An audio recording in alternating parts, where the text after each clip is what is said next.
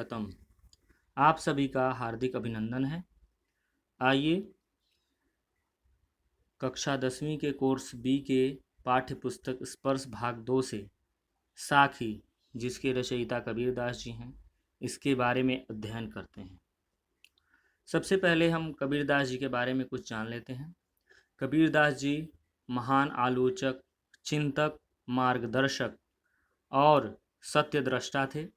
इन्होंने समाज को एक आईना दिखाया और बताया कि समाज में जाति पाति धर्म का कोई स्थान नहीं है, और साथ ही साथ धर्म में निहित आडंबरों पर अपने कविताओं के माध्यम से, अपने साखियों के माध्यम से करारा चोट किया।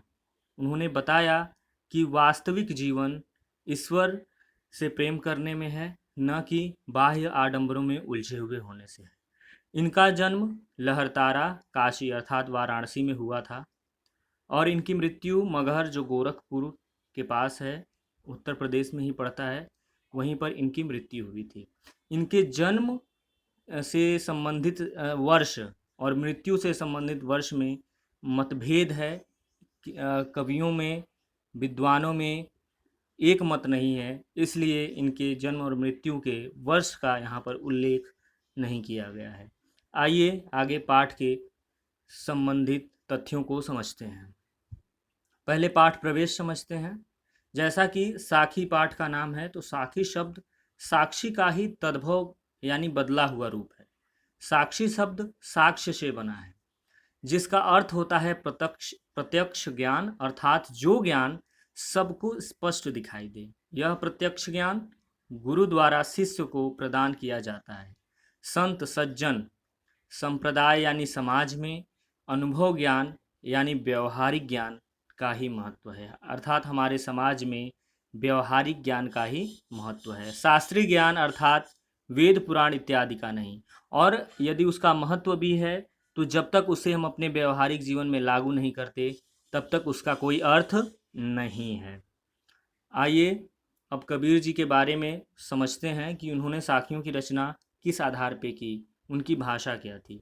कबीर जी का अनुभव क्षेत्र बहुत ही अधिक फैला हुआ था, अर्थात कबीर जी जगह जगह घूमकर प्रत्यक्ष ज्ञान प्राप्त करते थे। इसलिए उनके द्वारा रचित साखियों में अवधी, राजस्थानी, भोजपुरी और पंजाबी भाषाओं के शब्दों का प्रभाव स्पष्ट दिखाई देता है। इसी कारण उनकी भाषा को पंचमेल खिचड़ी अर्थात अनेक भाषाओं का मिश्रण कहा जाता है। कबीर की भाषा को सधुक्कड़ी भाषा भी कहा जाता है। आइए पाठ के सार को समझते हैं। इन साखियों में कबीर ईश्वर प्रेम के महत्व को प्रस्तुत कर रहे हैं। पहली साखी में कबीर मीठी भाषा का प्रयोग करने की सलाह देते हैं, ताकि दूसरों को सुख और अपने तन को शीतलता प्राप्त हो। दूसरी साखी में कबीर ईश्वर को मंदिरों और तीर्थों में ढूंढने के बजाय अपने मन में ढूंढने की सलाह देते हैं।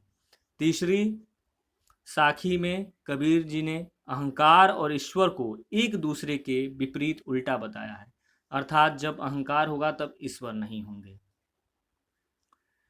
चौथी साखी में कबीरदास जी कहते हैं कि प्रभु को पाने की आशा उनको संसार के लोगों से अलग करती है।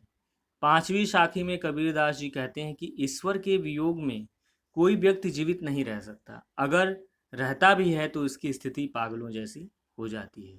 छठी साखी में कबीरदास जी निंदा करने वालों को हमारे स्वभाव में परिवर्तन में मुख्य मानते हैं। सातवीं साखी में कबीर ईश्वर प्रेम के अक्षर को पढ़ने वाले व्यक्ति को ही पंडित मानते हैं। और अंतिम साखी में कबीरदास जी कहते हैं कि यदि ज्ञान प्राप्त करना है तो मोह माया का त्याग करना पड़ेगा। आइए अब पाठ व्याख्या को समझते हैं। पहली साखी है, ऐसी वाणी बोलिए मन का आपा खोई, अपना तन शीतल करें औरन को सुख होए। इस पाठ के कुछ मुख्य शब्दार्थ हैं। इस दो साखी के कुछ मुख्य शब्दार्थ हैं। वाणी अर्थात बोली, आपा यानी अहंकार, खोई यानी त्याग करना, शीतल यानी ठंडा या अच्छा, औरन यानी दूसरों को, होई यानी होना। व्याख्या, इसमें कबीरदास जी कहते हैं कि हमें अपने मन का अहंकार त्याग कर ऐसी भाषा का प्रयोग करना चाहिए जिससे हमारा अपना तन मन भी स्वस्थ रहे और दूसरों को भी कोई कष्ट न हो, अर्थात दूसरों को भी सुख प्राप्त हो। हमें ऐसी वाणी बोलनी चाहिए। दूसरे में, कस्तूरी कुंडली बसे मृग ढूढ़े बन माय, ऐसी घटी घटी राम है दुनिया देखे ना है। इसमें ईश्वर के विशाल स्वरूप के बारे में वर्णन करते हुए कबीरदास जी इसमें वर्णन करते हैं। इसके कुछ शब्दार्थ जो इस प्रकार हैं। कुंडली अर्थात नाभि, मृग यानी हिरण, घटी घटी यानी कण कण में। तो कहते हैं इसमें कि कबीरदास जी कहते हैं कि जिस प्रकार एक हिरण कस्तूरी की खुशबू को जंगल में ढूंढता फिरता है, जबकि वह सुगंध उसकी नाभि में विद्यमान होती है, परंतु वह इस बात से बेखबर होता है, उसी प्रकार संसार के कण कण में ईश्वर विद्यमान है और मनुष्य इस बात से बेखबर ईश्वर को देवालयों और तीर्थों में ढूंढता है। कबीरदास जी कहते हैं कि अगर ईश्वर को ढूंढना ही है तो अपने मन में ढूंढो, उस हिरण की तरह मत भटको। अर्थात ईश्वर हमारे अंदर ही विद्यमान है, लेकिन अज्ञानतावश हम उन्हें देख नहीं पाते। तीसरा साखी, जब मैं था तब हरि नहीं, अब हरि है मैं नाय, सब अधियारा मिट गया जब दीपक देखा माय। आपको शब्द अर्थ इसका स्पष्ट है। आगे इसकी व्याख्या पर चलते हैं।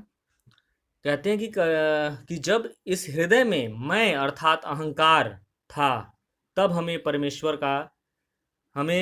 प्राप्त नहीं थे, हमारे अंदर परमेश्वर का वास नहीं था। परंतु अब हृदय में अहंकार नहीं है तो इसमें प्रभु का वास है। जब परमेश्वर नामक दीपक के दर्शन हुए तो अज्ञान रूपी अहंकार का विनाश हो गया।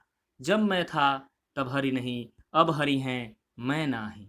अर्थात जब मेरे अंदर अहंकार था तो हम ईश्वर हमारे अंदर नहीं थे, अब ईश्वर हैं तो अहंकार अपने आप ही मिट गया है। अर्थात अहंकार जिसके अंदर होगा वो ईश्वर की उसे प्राप्ति नहीं हो सकती है।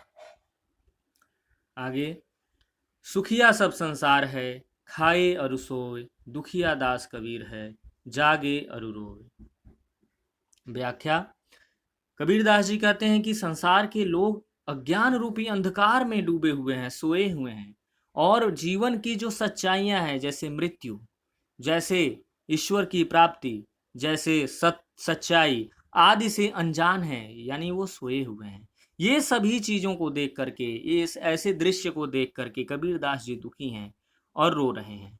वे प्रभु को पाने की आशा में हमेशा चिंता करते हैं और इसी कारण से वह जागते रहते हैं और रोते इसलिए हैं ताकि लोगों की अज्ञानता को देख करके वह दुखी रहते हैं।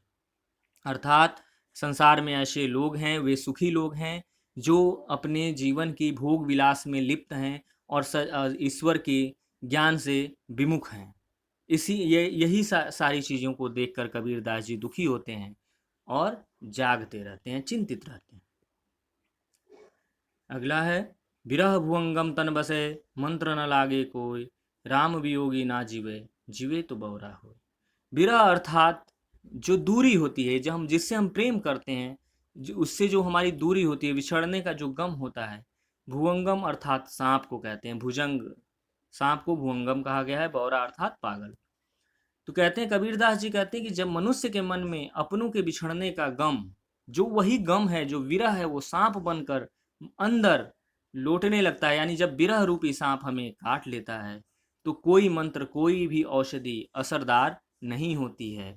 उसी तरह राम अर्थात ईश्वर के वियोग में मनुष्य जीवित नहीं रह जाता है, और यदि जीवित रहता है तो उसकी स्थिति पागलों जैसी हो जाती है। अर्थात वह ईश्वर से मिलने के लिए प्रति क्षण प्रतिपल बेचैन रहता है, व्याकुल रहता है। अगला है, निंदक नेड़ा राखिए आंगन कुटी बधाई, बिन साबण पानी बिना निर्मल करे सुभाई।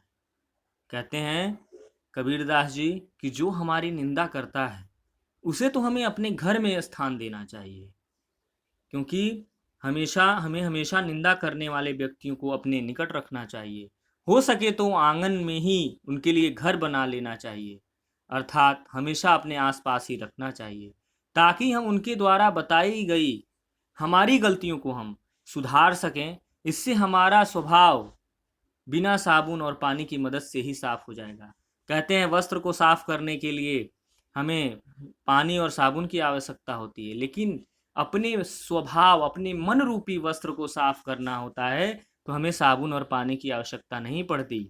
जो हमारे निंदक होते हैं, जो हमारी कमियों को बताते हैं, उसको हम सुन करके हम अपने अंदर सुधार करते हैं और हम अपने आप एक मनुष्य से, मानव से महामानव की ओर अग्रसर हो जाते हैं। इसलिए हमें जो हमारी निंदा करे, जो हमारी कमियों को बताए, उसे अपने आसपास ही रखना चाहिए। अगली साखी में कबीरदास जी कहते हैं, पोथी पढ़ी पढ़ी जगमुआ पंडित भया न कोई, एके आशिर पीव का पढ़े सुपंडित होय। कहते हैं कि कबीरदास जी कहते हैं कि इस संसार में मोटी मोटी पोथी, पुस्तकें, किताबें पढ़कर बहुत सारे मनुष्य आए और चले गए, जन्म लिए, मृत्यु को प्राप्त हुए, लेकिन कोई भी मनुष्य उसमें से ज्ञानी नहीं बन सका। यदि किसी व्यक्ति ने ईश्वर प्रेम का एक भी अक्षर पढ़ लिया होता तो वह पंडित बन जाता। अर्थात ईश्वर प्रेम ही एक सत्य है, इससे इसे जानने वाला ही व्यक्ति वास्तविक ज्ञानी है। अर्थात वह ईश्वर की भक्ति की ओर हमें इस साखी के माध्यम से प्रेरित कर रहे हैं। कहते हैं कि हम ईश्वर के विषय में अगर हम एक अक्षर भी जान लिए, अगर राम है, राम का र भी जान लिए, तो हमारा जीवन धन्य है। हम वही सबसे बड़ा, वही पंडित, वही सबसे बड़ा ज्ञानी है। 8वें में कहते हैं, इसमें मोह माया त्याग करने की बात करते हैं। कहते हैं कि हम घर जालिया आपड़ा, लिया मुराड़ा हाथ, अब घर जाल अवतास का, जो चले हमारे साथ। मुराड़ा अर्थात जलती हुई मसाल। यहाँ पर मुराड़ा यानी मसाल का तात्पर्य ज्ञान से है, जालिया यानी जलाना, तास यानी उसका। कबीरदास जी कहते हैं कि उन्होंने अपने हाथों से अपना घर जला दिया है, अर्थात उन्होंने मोह माया रूपी घर को जलाकर ज्ञान प्राप्त कर लिया है। अब उनके हाथों में जलती हुई मशाल यानी वह ज्ञान रूपी मशाल लेकर वो चल पड़े हैं, और अब वे उन सभी लोगों का घर जलाएंगे जो उनके साथ चलना चाहता है। अर्थात जो उनके साथ चलेगा उसे भी अपने मोह माया से मुक्त होना होगा, और जो भी ज्ञान प्राप्त करना चाहता है उसे पहले अपनी मोह माया रूपी घर को जलाना पड़ेगा, क्योंकि कबीरदास जी ने स्वयं अपने घर यानी मोह माया रूपी घर को जलाया और ज्ञान बांटने वो समाज में निकल पड़े। तो वही कहते हैं कि जो हमारे साथ चलना चाहता है, पहले उसे खुद अपने मोह माया रूपी घर को जलाना होगा, तभी वो हमारे साथ चल सकता है और तभी वह ज्ञान देने योग्य बन सकता है, वो समाज को सुधारने का कार्य कर सकता है। तो विद्यार्थियों, यहाँ पर ये कबीर की साखी जो आपके पाठ्य पुस्तक में वर्णित है वो यहाँ पर संपूर्ण होती है, और आशा करते हैं कि आप लोग को इससे मदद मिली होगी। और यदि कोई इसमें कमी रह गई हो, कोई त्रुटि हो, या आपके मन में कोई इस पाठ से संबंधित या किसी भी पाठ से संबंधित प्रश्न हो, तो आप कमेंट बॉक्स में ज़रूर लिखें, मुझे बहुत ही प्रसन्नता होगी। आप सभी का बहुत बहुत धन्यवाद।